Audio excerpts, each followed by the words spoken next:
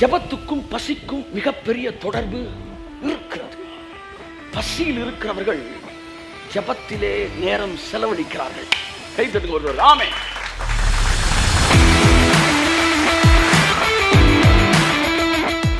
பசி அழகான ஒரு உணர்ச்சி. அது நீங்கள் இன்னும் இளமையாகத்தான் இருக்கிறீர்கள் என்பதை உங்களுக்கு ஞாபகப்படுத்திக் கொண்டே இருக்கிறது.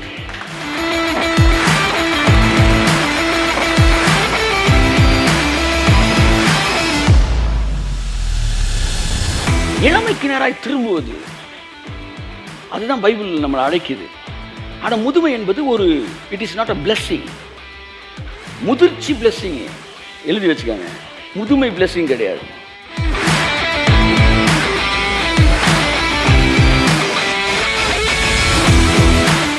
ஞாயிறு ஒரே வார்த்தை சொன்னாரு, பசியும் நான் தான், உணவும் நான் தான். such a wonderful God. அவர் தான் நம்ம பசி, அவர் தான் நம்ம உணவு. ஜெபத்தை பற்றி நாம் தொடர்ந்து பார்த்து கொண்டு வருகிறோம். ஜெபிக்க முடியாததன் காரணம் அப்படின்னு ஒரு விஷயத்தை பார்க்க போகிறேன். பசி ஆரோக்கியத்தின் அடையாளம் என்கிற தலைப்பில் இன்றைக்கி நான் பேச விரும்புகிறேன். எல்லாம் சொல்லுங்கள், பசி. ஆமென். பசி எல்லாம் சொல்லுங்கள். பசி ஆரோக்கியத்தின் அடையாளம். கை தட்டுங்க ஒருத்தவருக்கு. ஆமென். என்னைக்கு பசி குறையுதோ அன்னைக்கு உங்களுக்கு வயசாக ஆரம்பிச்சிருச்சுன்னு அர்த்தம். என்னைக்கு ஆவிக்குரிய வாழ்க்கையிலையும் பசி குறையுதோ அன்னைக்கு உங்கள் வளர்ச்சி நிற்குதுன்னு அர்த்தம். ஆவிக்குரிய வாழ்க்கைக்கும் வளர்ச்சிக்கும் மிகப்பெரிய ஒரு ரகசியம் என்னன்னா பசி. எல்லாம் சொல்லுங்கள், பசி. பசி என்பது ஒரு மிகப்பெரிய ஆசீர்வாதம். நீங்கள் தேவனோடு உண்மையில் தொடர்புடையவர்களாக இருப்பீர்கள் என்றால் உங்கள் பசி நாளுக்கு நாள் கூடிக்கொண்டே இருக்கும். கையை தட்டுங்க ஒருத்தவருக்கு. ஆமென்.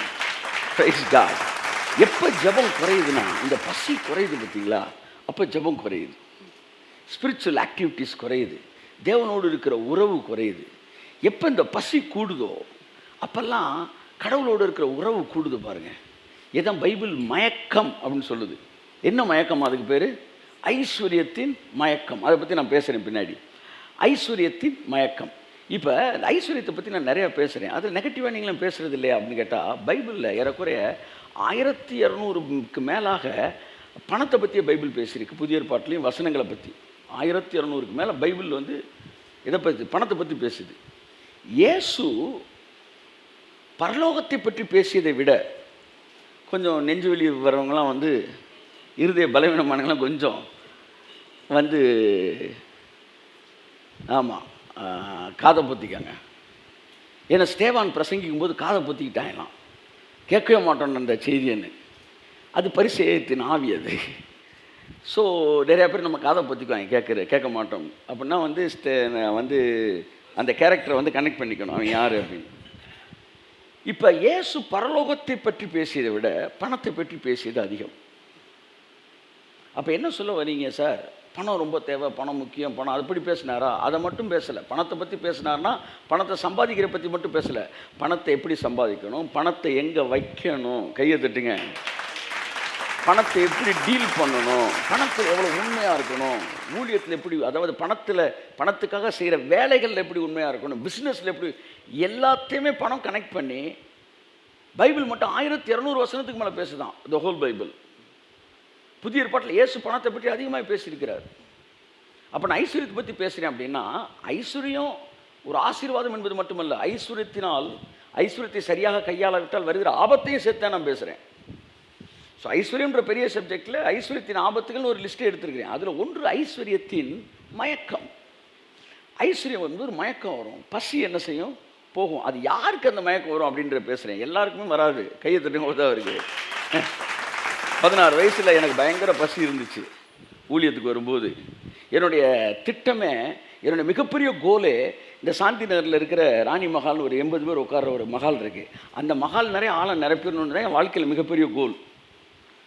அந்த மஹாலில் கூட்டம் நடத்தணும். அந்த 80 பேர் நடத்திட்டா ஒரு பெரிய கூட்டம் நடத்தணும், ஒரு திருப்தி. பசி விடலை. அதுக்கப்புறம் என்ன ஆச்சு, ஒரு பெரிய ஹாலை பிடிச்சோம், 250 பேர் 300 பேர் அப்படின்னு நடத்த ஆரம்பித்தோம். அதை வாரந்தோறும் நடத்த ஆரம்பித்தோம். அப்புறம் 300 பேர் பத்தலைன்னு ஒரு பெரிய ரைஸ் மில்லை பிடிச்சோம். ரைஸ் மில்லில் ஒவ்வொரு வாரமும் ஒரு 600 பேருக்கு மேலே சேர்ஸு 600 பேரும் ஃபில் ஆயிடுவாங்க. வாரம் நடக்கும். ஓப்பன் கிரவுண்டில். அதுக்கப்புறம் இது பத்தலை, பசி என்ன செய்யலை, அடங்கலை, பசி கூடுது. திரும்ப என்னடா இருக்குது மதுரையிலே பெரிய கிரவுண்டு எதுனா சார், இந்த தமுக்கம் பக்கம் இருக்குது சார் கிரவுண்டு, அங்கே தான் டிஎல் லாஸ்மான் வருவார், அங்கே தான் டிஜிஎஸ் தினகரன் வருவார், அங்கே தான் பால் தினகரன் வருவார். அதுதான் இந்த biggest hall. I'm not talking about ground, hall. அந்த ஹாலில் வந்து நடத்தணுன்னு அந்த ஹாலுக்கு என்ட்ரு ஆகிறோம். என்ட்ரு ஆனால் ஓவர்ஃப்ளோ ஆகுது. தமிழ்நாட்டின் மிகப்பெரிய தீர்க்கதரிசி ஒருத்தரோட பேசிக்கிட்டு இருக்கும்போது ஃபோட்டோ பார்த்துட்டு சொல்கிறாரு, இவ்வளோ பேர் வந்தாங்களான்னு கேட்டார். இவ்வளோ பேர் தான் வந்தாங்க, வர்றாங்க. ஒரு மனுஷனோட தேவன் இராவிட்டால் இவ்வளோ பேர் வரமாட்டாங்க அப்படின்னாரு. நான் அந்த தேவனுடைய வார்த்தையாக எடுத்துக்கிறேன். என் அன்புக்குரியவர்களே, பசி அடங்குச்சா? அடங்கலை. வருஷத்துக்கு ஒரு கூட்டம் நடக்கும் அங்கே மதுரையில், எல்லா பாஸ்டரும் சேர்ந்து நடத்துவாங்க. அதை நான் ஒரு சிங்கிள் மேனாக நடத்தியிருக்கிறேன். பசி அடங்கலை. என்ன பண்ணிட்டேன், மாதத்துக்கு ஒரு கூட்டமாக கன்வெர்ட் பண்ணிட்டேன். அன்றைக்கி தான் பிரச்சனை ஆரம்பமாகுது. மாதம் மாதம் கிரவுண்ட் மீட்டிங்கை போட்டால் எப்படி இருக்கும்? முதல் கேள்வி, இவனுக்கு பணம் எங்கேருந்து வருது அப்படின்றது. பணம் எங்கேருந்து வருது? எவன்ட்டெல்லாம் பிரெட் இருக்கோ அவனுக்கெல்லாம் பட்டர் தடவை கடவுள் ரெடியாக இருக்கார். எவனுக்கு திட்டம் இருக்கோ அவனுக்கு பணம் கொடுக்க பரலோகம் ரெடியாக இருக்கு. ஆகவே திட்டங்கள் வைத்திருக்கிறவர்கள். ஆனால் அடிக்கடி சொல்லி எனக்கு இன்னைக்கு ஒரு வேன் தேவைன்னா வேன் தந்துடுவார்.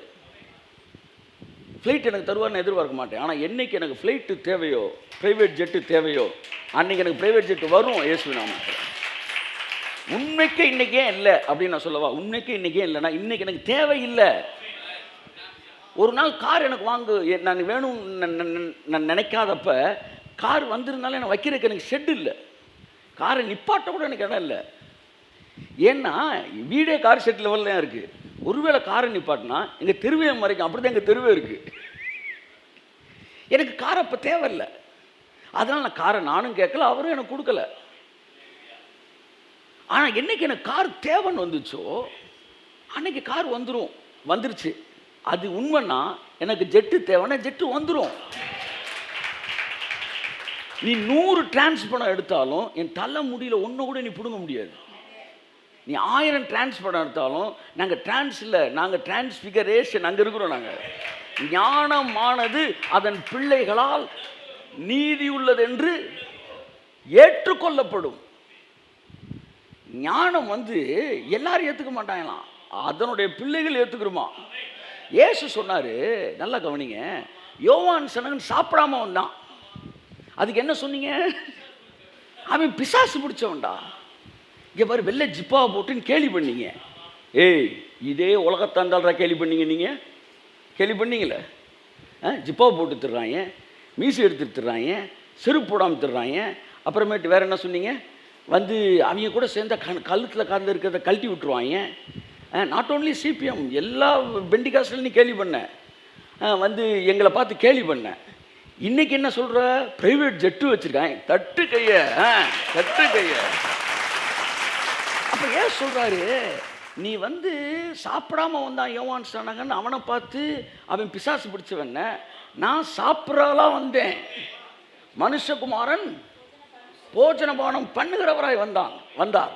அவரை பார்த்து என்ன சொன்ன? போஜன பிரியன், மதுபான பிரியன் அப்படின்னு. இப்போ அடுத்த மேட்டருக்கு போகிறக்குள்ள எங்களுக்குள்ள ஒரு சின்ன ஒரு டிப்ஸ் கொடுத்துட்டு போகிறேன்.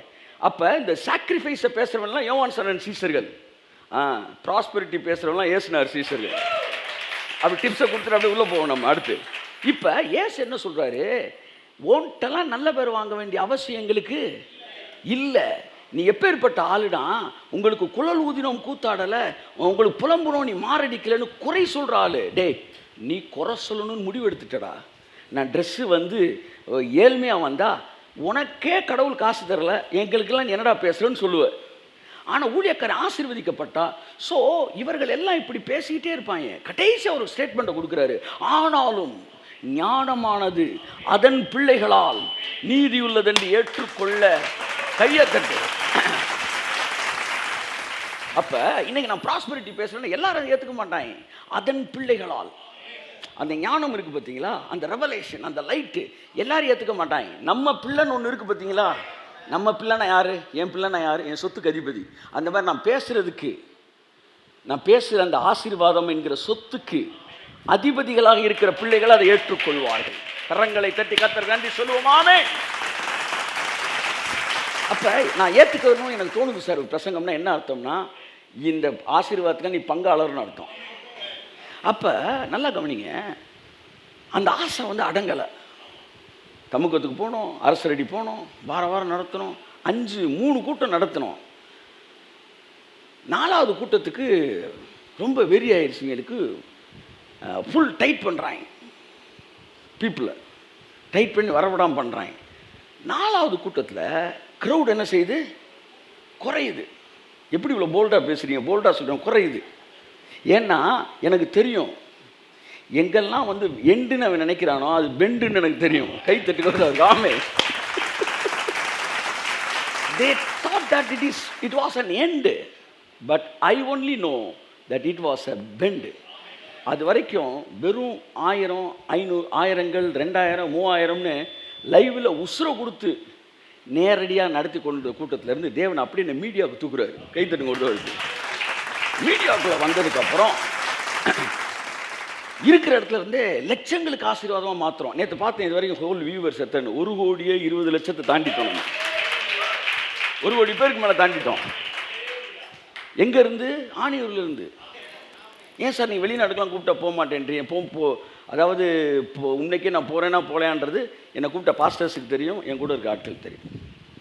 நான் அப்ராடு போகும்போது லோக்கல் பாஸ்டர் ஆகிடுறேன், ஆனால் மதுரையிலேருந்து நான் இன்டர்நேஷ்னல் பாஸ்டர் ஆகிடுறேன். So Holy Spirit wants me to be here and preach the word of God.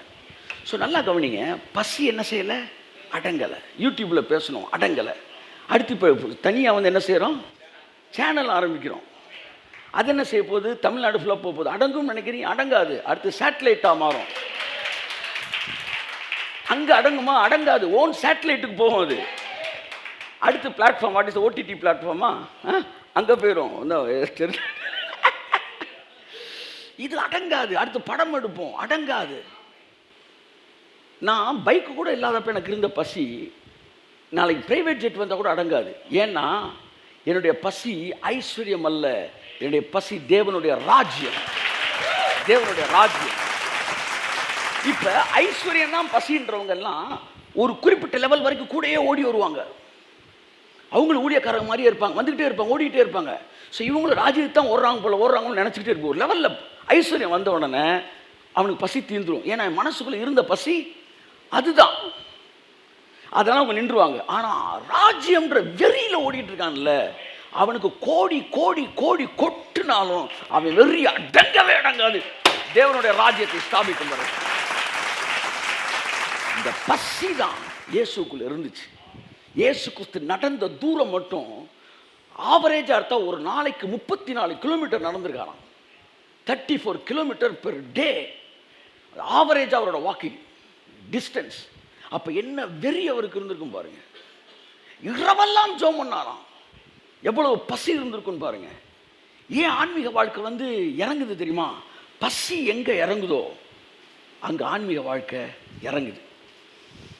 ஜெபத்துக்கும் பசிக்கும் மிகப்பெரிய தொடர்பு இருக்கிறது. பசியில் இருக்கிறவர்கள் ஜெபத்திலே நேரம் செலவழிக்கிறார்கள்.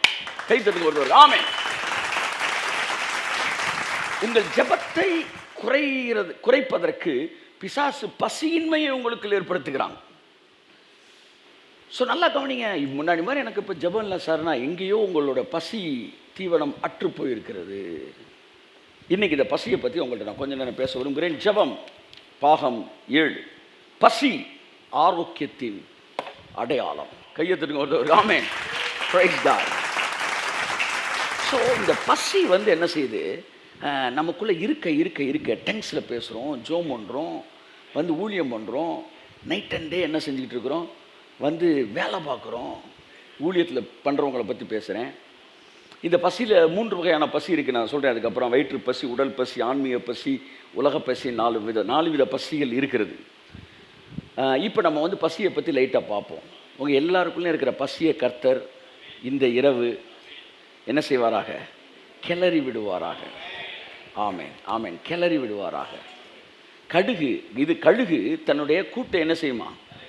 கலைக்கும், கிளறுமா. கிளறி அந்த டிஸ்கம்ஃபர்ட் ஃபீல் ஏற்படுத்தும். எனக்கு காலையில் நான் வந்துக்கிட்டு இருக்குமா ஆமென் சொன்னார். பசி ஒன் ஆஃப் த பெஸ்ட்டு ஒரு ஃபீலிங். உடம்புல பசி வருதில்ல, அதுதான் உங்கள் உடம்புலே ரொம்ப அழகான உணர்ச்சி. அதை கொஞ்ச நேரம் அப்படியே விடணும். நம்ம டபக்குன்னு எதையாச்சும் போட்டு 4 ஞாயிறு பண்ணை போட்டு அமுக்கிடுறீங்க. அமுக்கின உடனே இந்த பசியில் எல்லா ஆர்கனும் அப்போ தான் வேலை பார்த்துக்கிட்டு இருக்கு. இது கிட்னி வந்து, அதாவது ஒரு ரூமை க்ளீன் பண்ணிட்டோம்னா அந்த ரூம் க்ளீன் ஆயிடுச்சுன்னா அடுத்து ஆட்டோமேட்டிக்காக நம்ம மனசு என்ன செய்யும், அடுத்த ரூமை க்ளீன் பண்ண போகும். ஆனால் இந்த ரூம்லேயே குப்பையை போட்டுக்கிட்டே இருந்தால் அந்த ஒரு ரூமையே க்ளீன் பண்ணிகிட்டு இருப்போம்.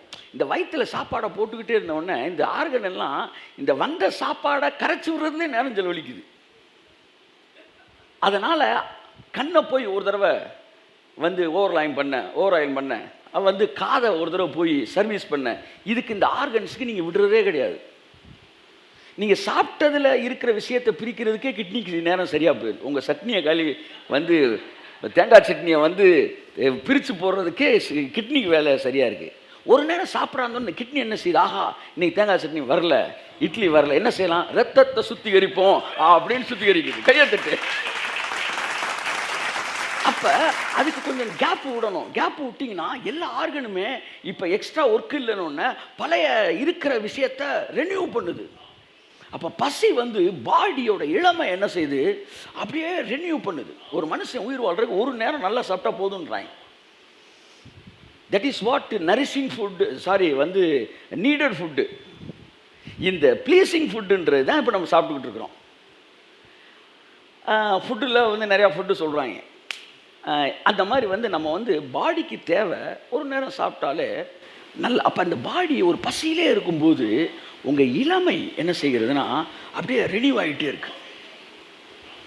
பசி அழகான ஒரு உணர்ச்சி.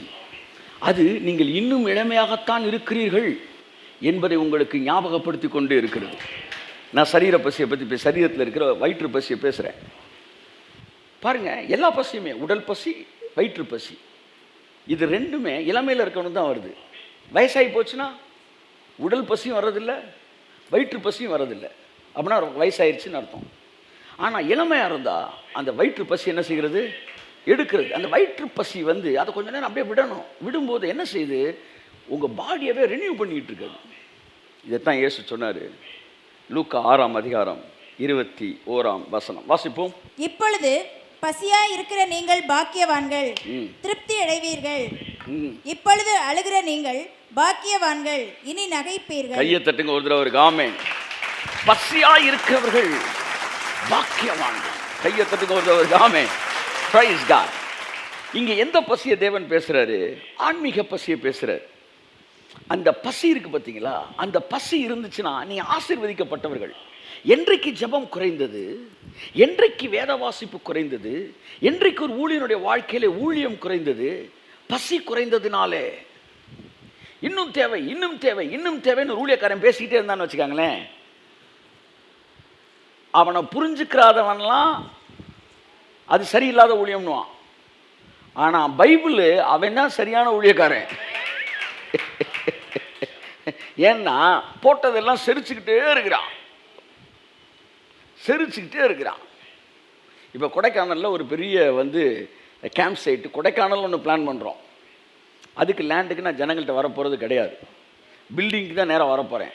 லேண்டுக்கு வந்து மினிஸ்ட்ரி அது தன்னுடைய வேலையை அது பார்த்துக்கொள்ளும், சட்டம் தன் கடமையை செய்யும் மாதிரி அது பார்த்துக்கிறோம்.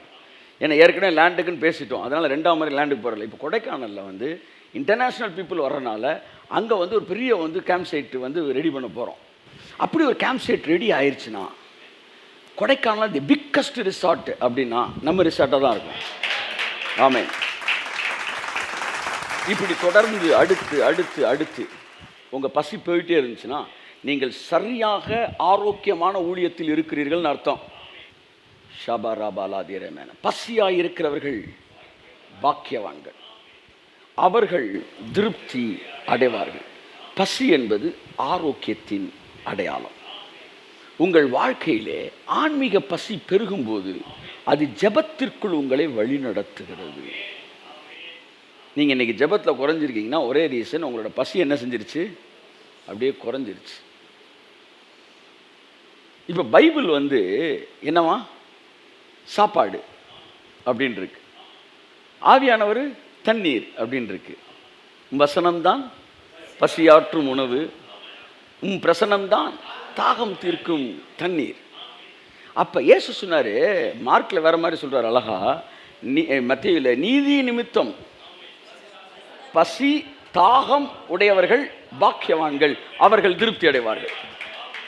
நீங்கள் நிறைய பேருக்கு இந்த கிட்னி பிரச்சனை வந்தாலும், சுகரு, ஒரு சில வியாதிகளுக்கு, மஞ்சள் காமாலை, இப்படி சில வியாதிகள்லாம் இருக்குது. இதெல்லாம் வந்துருச்சுன்னா முதல் தாக்குதல் என்னவா இருக்கும்?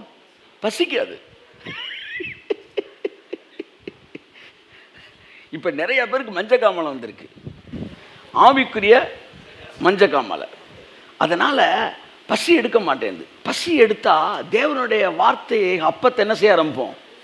நிறையா சாப்பிட ஆரம்பிப்போம். ஒரு காலத்தில் அவ்வளோ சாப்பிடுவேன் சார், இவ்வளோ சாப்பிடுவோம் சார் அப்படின்னு சொல்கிறீங்களே, பசி இருந்துச்சு. த பிரசன்ஸ் ஆஃப் காட், அது மேலே ஒரு தாகம் இருந்துச்சு. இந்த மாலை நேர செய்தியின் ஒரே ஒரு நோக்கம், உங்கள் பசி அளவு எப்படி இருக்கிறது என்பதை நீங்கள் புரிந்து கொண்டு, ஆண்டவரே என்னுடைய பசியை அதிகரிக்க கிருபை செய்யும். ஆவின் ஒரே வார்த்தை சொன்னார், பசியும் நான் தான், உணவும் நான் தான். Such a wonderful God. அவர் தான் நம்ம பசி, அவர் தான் நம்ம உணவு. அப்போ அந்த பசி, வியாதி வரும்போது பசி நின்றுது. ஆவிக்குரிய வியாதிகளால் தாக்கப்பட்டவர்கள் பசி இல்லாமல் இருக்கிறார்கள். அல்லது ஒரு ஒரு முதிர் வயதுக்குள்ளே வருகிறவர்கள், முதிர் வயதுன்னு சொல்கிறத விட வயசாயிட்டவங்க, அவங்களுக்கும் பசி என்ன செஞ்சிருது? போயிடுமா? வயசாயிருச்சுன்னா பசி போயிடும். ஆவிக்குரிய வாழ்க்கையில் உங்களுக்கு வயசாயிருச்சுன்னா, இல்லை பசி இல்லைன்னா உங்களுக்கு வயசாகி போச்சுன்னு அர்த்தம். அது நீங்கள் அங்கீகரிக்க மனதாக இருந்தால், இல்லை நான் அங்கீகரிக்க முடியாதுன்னா அப்போ பசிக்கு நீங்கள் வரணும். வாலிபர்கள் தரிசனங்களை காண்பார்கள். பசி எப்போ வரும்னா, எப்போ விஷன் வருதோ அப்போ பசி வந்துடும். வாலிபர்கள் தரிசனங்களை காண்பார்கள். ஆவியானவர் ஒரு நாள் சொன்னார், தரிசனங்களை காண்கிறவர்கள் வாலிபர்களாக இருப்பார்கள் அப்படின்னாரு. 72 வயசு ஊழியக்காரை வச்சு என்ன பேசுறது? ஒரு 200-150 ஊழியக்காரங்களும் ஒரு 50 பேர் 70 வயசுக்கு மேலே, இனிமே எந்திரிச்சு ஊழியம் பண்ணவா அப்படின்னு நினைக்கிறோம்ல. சவுத் ஆப்பிரிக்காவை போங்கே அசைத்த போது அவருக்கு வயது 70க்கு மேலே. கையை தட்டி இருக்கணும். நீங்கள் மோசேக்கெல்லாம் போல, நான் 80க்கு மேலே அவரை கூப்பிட்டது, மோசேட்டே போல, போங்கேக்கு வாங்க. 65 வயசுக்கு மேலே அவர் நிற்கிறாரு. Billions of people, millions of people அவருக்கு முன்னாடி இருக்கிறாங்க. அவர் மேகசினில் எழுதியிருக்கிறாரு, அடுத்து எங்களுடைய நோக்கம் 1 கோடி பேர் ஒரே நேரத்தில் பேசுகிறதை கேட்கக்கூடிய ஒளிபெருக்கிகளை நாங்கள் ரெடி ஆக்கிட்டு இருக்கிறோன்றாங்க. எப்படி? 1 கோடி, 1 கோடி எப்பே பாத்தியா? ஆமா, எப்பே 1 கோடி மாதிரி. 1 கோடிக்கு போங்கே சொல்றாரு, பிஎஸ் சிஸ்டர் ரெடி பண்ணிட்டு இருக்கிறோம். நம்ம அருணாக்குடிய காணொன்று தேடிட்டு இருக்காங்க. என்ன சார் 65 வயசு மேல பசி, தட்டே பசி, வெரி தாகம். That is the sign of healthy body, healthy spiritual life. என்னைக்கும் பசி காலி ஆகுதோ அன்னைக்கு நீ ஆவிக்குரிய வாழ்க்கையில இருந்து விழுந்து ஐஸ்வர்ய மயக்கத்திற்குள்ள நீ இருக்கிறாய் என்பதை புரிந்து கொள். Saturated point. ஆனா தேவனோடு உறவில் இருக்கிறவர்கள் கோடிகளை பார்த்தாலும் அவர்கள் பசி அடங்காது, அடங்காது. கோடிகளை பார்த்தாலும் அடங்காது.